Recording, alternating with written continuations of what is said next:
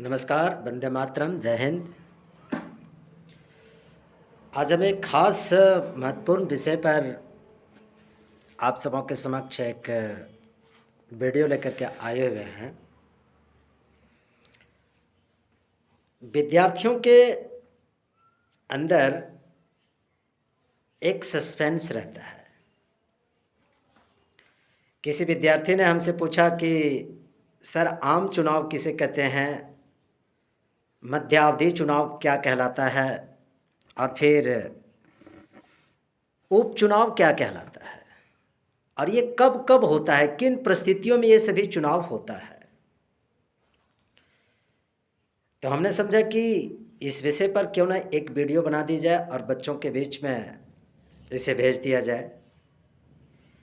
तो चलिए आज जानते हैं कि जनरल इलेक्शन अर्थात आम चुनाव कब होता है और इसे कहते किसको हैं।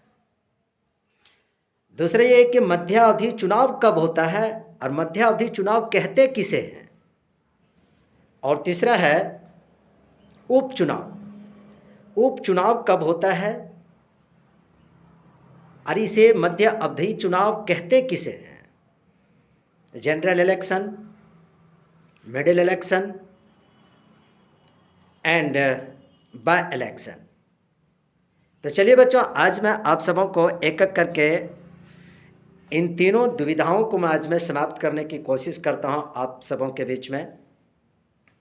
जनरल इलेक्शंस क्या होता है या फिर आम चुनाव क्या होता है, यह कब होता है देश में या राज्यों में। तो मैं आप सबों को यह बताने की यह कोशिश करूंगा कि आप बिल्कुल हमारी बातों को समझ जाएंगे। देखिए, पहली बात कि भारत में जितने भी चुनाव जो होता है, या तो फिर यूँ कहें कि जनता के द्वारा चुने गए जितने भी सारे जो जनप्रतिनिधि होते हैं, ये जनप्रतिनिधियों का कार्यकाल मात्र 5 वर्ष के लिए होता है। 5 वर्ष के लिए जब हम लोग प्रतिनिधियों को चुनते हैं, इन्हीं प्रतिनिधियों के चुनाव से राज्य में सरकारों का निर्माण होती है, केंद्र में सरकार का निर्माण होती है। लेकिन बात रह गई जहां तक आम चुनाव की, जहां तक बात रह गई, तो जनता द्वारा चुने गए प्रतिनिधियों का कार्यकाल पूरी तरह से समाप्त हो जाने के बाद, फिर से समझिएगा, जनता द्वारा चुने गए प्रतिनिधियों का कार्यकाल अर्थात कार्यकाल कितना होता है, 5 वर्ष होता है। ये कार्यकाल पूरी तरह से समाप्त हो जाने के बाद जब फिर से जब नए चुनाव जब होता है, तब इसे आम चुनाव कहते हैं। मैं एक उदाहरण से मैं आपको ये बताना चाहूँगा कि जैसे मान लेते हैं कि पिछले टर्म्स में 2019 में हमारे देश में आम चुनाव हुआ था।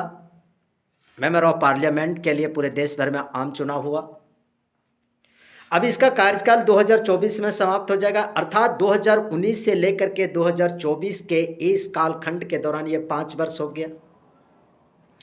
अर्थात 2024 में जो ये आम चुनाव जो होने जा रहा है, इसका मतलब ये हुआ कि पूरे देश भर में जितने भी कॉन्स्टिट्यूशंस क्षेत्रों में जनता के द्वारा चुने गए जितने भी सारे प्रतिनिधि थे, उन सबों का कार्यकाल 2024 में समाप्त हो जाएगा और फिर से केंद्र में नई सरकार के निर्माण के लिए फिर हम लोग अपने अपने संसदीय क्षेत्र में अपने प्रतिनिधियों का चुनाव करेंगे।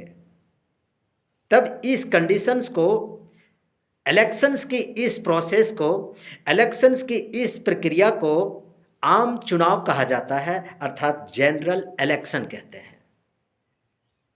अब दूसरी बात, मध्य अवधि चुनाव।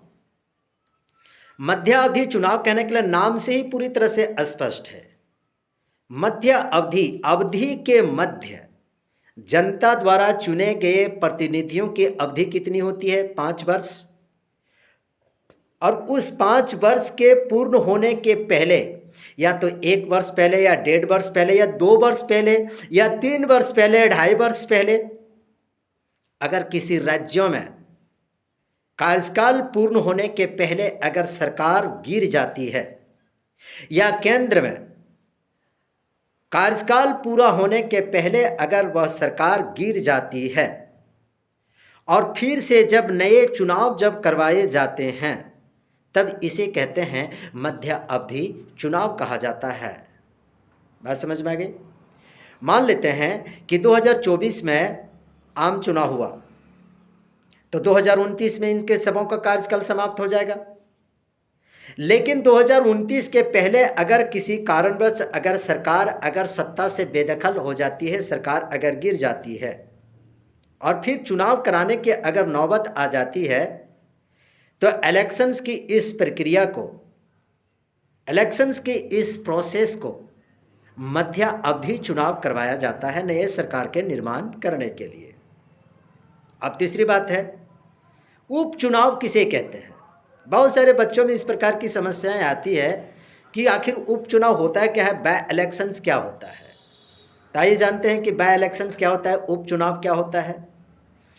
एक उदाहरण के तौर पर मैं आपको बताना चाहूँगा कि मान लेते हैं कि झारखंड में 81 विधानसभा क्षेत्र है, 81 विधानसभा क्षेत्र, और इन सभी एमएलए की अर्थात विधायकों का कार्यकाल 5 वर्ष है। और इन 5 वर्षों के दौरान अगर राज्य के किसी भी क्षेत्र से, राज्य के किसी भी विधानसभा क्षेत्र में कार्यकाल पूर्ण होने के पहले अगर किसी कारणवश वह सीट अगर खाली हो जाती है,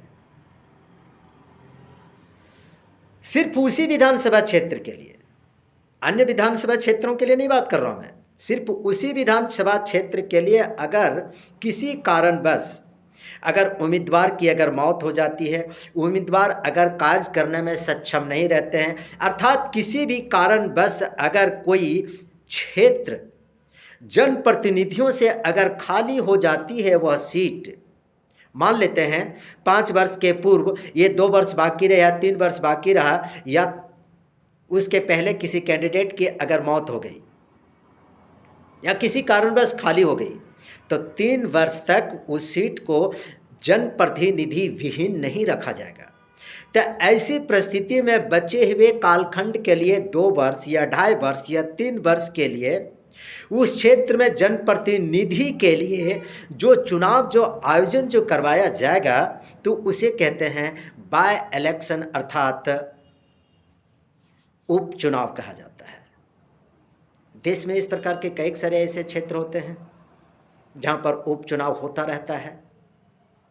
और अब एक ये सवाल और उठता है कि मान लेते हैं कि किसी संसदीय क्षेत्र में या किसी राज्य विधानसभा के क्षेत्र में 2 साल के पहले ही, कार्यकाल पूर्ण होने के 2 साल पहले ही वहां की किसी सीट अगर खाली हो जाती है, तो जो नए जो प्रतिनिधि जो चुने जाएंगे 2 वर्ष के लिए या 2.5 वर्ष के लिए, तो क्या वह जितने वर्ष तक वह संसदीय क्षेत्र के लिए कार्यकाल खाली था, क्या उतने ही दिन के लिए वह विधायक या एमपी रहेंगे या 5 वर्षों के लिए? यह भी एक बहुत अच्छा सवाल किया एक बच्चे ने। तो समझ लिए इस बात को भी, अगर 2 वर्ष अगर समय का कालखंड अगर बचा है और इस 2 वर्ष के लिए अगर वहां पर आम चुनाव कराना है, तो उस कैंडिडेट के लिए जो उपचुनाव जो करवाया जाएगा, उस उपचुनाव का उस कैंडिडेट का कार्यकाल मात्र 2 ही वर्ष तक होगा, या जितने दिनों तक समय का कालखंड रहेगा उतने ही दिनों तक उसका कार्यकाल रहेगा। और फिर से जब नए आम चुनाव जब होगा तो फिर उस सीट पर फिर नए तरीके से नए सिरे से चुनाव करवाया जाएगा। तो इस प्रकार से हमारा एक प्रयास था कि बच्चों में इस प्रकार की समस्याएं आती है कि सर आम चुनाव किसको कहते हैं, मध्य अवधि चुनाव किसको कहते हैं, या तो फिर उपचुनाव किसको कहते हैं। तो मैंने सोचा कि चलिए इस पर मैं एक छोटा सा मैं एक वीडियो बना करके, वीडियो क्लिप बना करके आप सबों के बीच मैं इस समस्या का समाधान कर दूंगा, ताकि बच्चों में इस प्रकार की दुविधाएं न रहे। जय हिंद, जय भारत, भारत माता की जय।